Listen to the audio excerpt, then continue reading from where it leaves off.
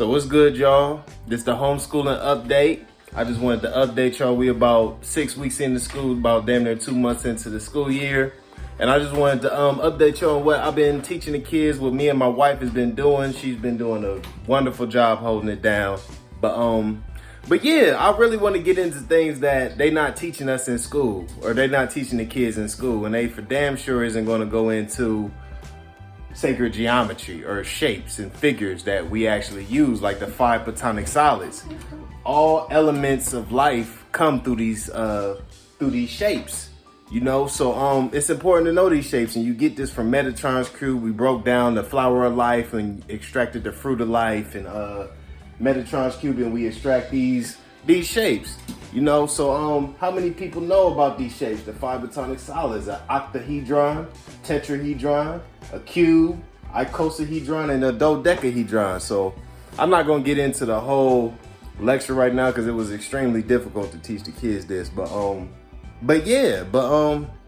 arts and crafts sets, like we do arts and crafts. We have the kids go ahead and, you know what I'm saying, paint, you know what I'm saying, color, you know, be artistic, use their creativity. You know, we usually have a little game plan. What's up, DJ? What's up? We have a game plan for the day. Let's see what books they're reading around. Yeah, the books this we is got. what DJ's reading right now. Yeah, so we go to the library and we pick out a book, you know, for the kids to read. This is what a little man's reading. What's your book at? You know, this is a real good. Fear is a choice. We trying to eliminate all type of fear, especially right now in the pandemic when everybody's fearful. Right, but mine's right here. It's a good book, and this is what my daughter's reading right now, The Fire Within.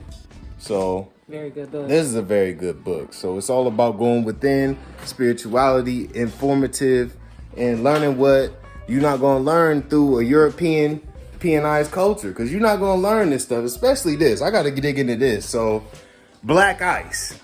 So a lot of people don't know that black people invented hockey, you know. So this is the lost history of the Color League of the Maritimes in 1895 to 1925. So this is 30 years of history, you know, of black people, the Black Hockey League. And it was deep. It was deeper than just a hockey league. This is one of the best sports stories ever written.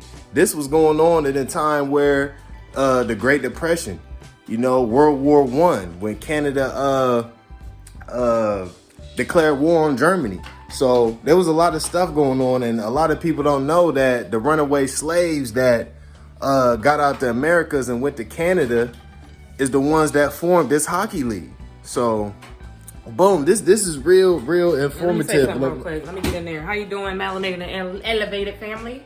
I want you guys to also start teaching your kids about their chakras. It's very important. They have a nice little animated cartoon version of it. If you look on YouTube, it'll pop up. Just put in, you know, details about chakras or whatever you want to type in. But yes, it's very important because this is what aligns the body. You see the chakras right there? This is where dis-ease come from. When your chakras are out of balance, your body is in dis-ease. So any diseases you're suffering from or any illness or whatever, it's because your chakras are not in balance. All right, so meditation, chakras, all that healing is very important to your kids. So we make our kids stretch. They don't even understand that they're meditating when they put in their journal entries every day, but they're meditating. Spirituality is everything, man. So That's right. And you know, with all the confusion going on, because I feel like they're really destroying our communities through the influence of our kids, right?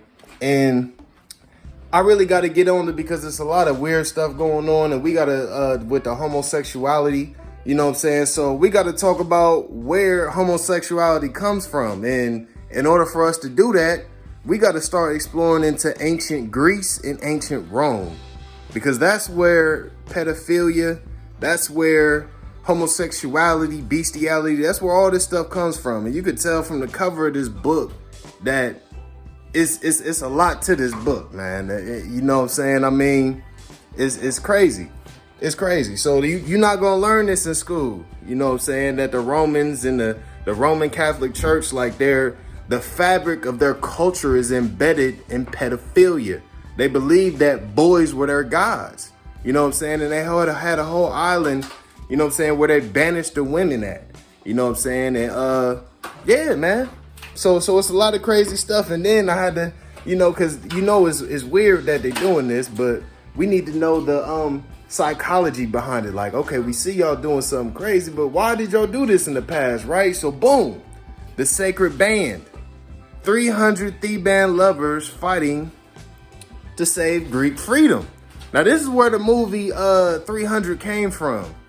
All right, these are 300 gay men fighting to save Greek. Man, you ain't gonna find this in no type of public school. So we got to teach our kids the where this is coming from, where all this stuff, and we got to all the stuff that they not gonna teach in school is what we need to be teaching them at home.